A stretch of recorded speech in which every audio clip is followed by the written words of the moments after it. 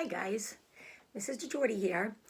I've been feeling a little bit lonely since we've been out of school, and I thought maybe you friends might be feeling a little bit of that yourself. So I thought a way that we could connect would be if I read you a read aloud, just like I do at school. So unfortunately, I don't have Fantastic Mr. Fox at home. It's at school. And my library in town is closed, so I did a little hunting around and found a book that used to belong to my children when they were younger, and I thought it would be a perfect book to share with you guys. So here it is. Many of you have probably seen this before. This book is called Charlotte's Web, and it was written by E.B. White, who's also the author of Stuart Little. And the pictures in here were all drawn by Garth Williams. This book is kind of special because it's got the Newbery medal here, which is a medal that's given to books for the writing in the book. So this book has some wonderful creative writing involved in it, and this book received this honor. So I'd like to read the blurb to you on the back, and it says, "It is not often that someone comes along who is a true friend and a good writer. Charlotte was both." So that really doesn't tell us much about what's going to happen in this book, but if we take a look at this cover, it can give us a few hints. I see the little girl. I see the spider hanging down from the title of the book, Charlotte's Web. So I'm thinking that this spider must be Charlotte because if it's her web. And I see a pig, and I see a goose and a sheep. So I have a feeling it's going to take place on a farm or someplace with lots of animals. All right, so I'm going to start to read this.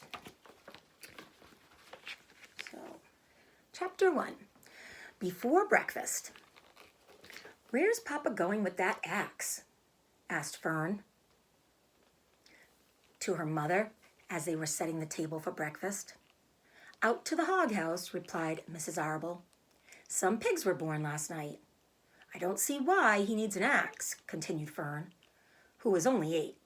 "Well," said her mother, "one of the pigs is a runt.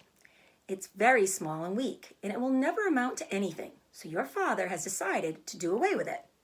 "Do away with it?" shrieked Fern. "You mean kill it? Just because it's smaller than the others?"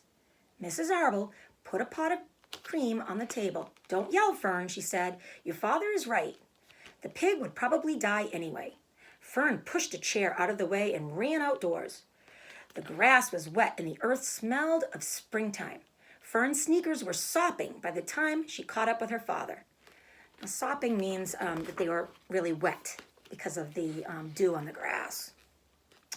"Please don't kill it," she sobbed. "It's unfair." Mr. Arable stopped walking. "Fern," he said gently, "you will have to learn to control yourself."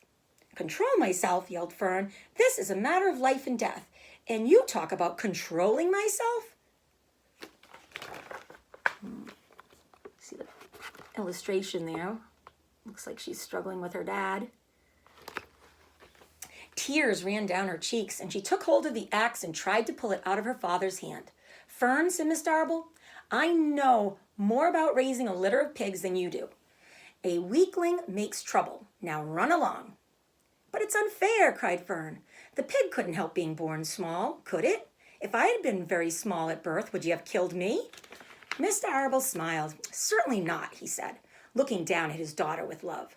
"But this is different. A little girl is one thing, and a little runty pig is another."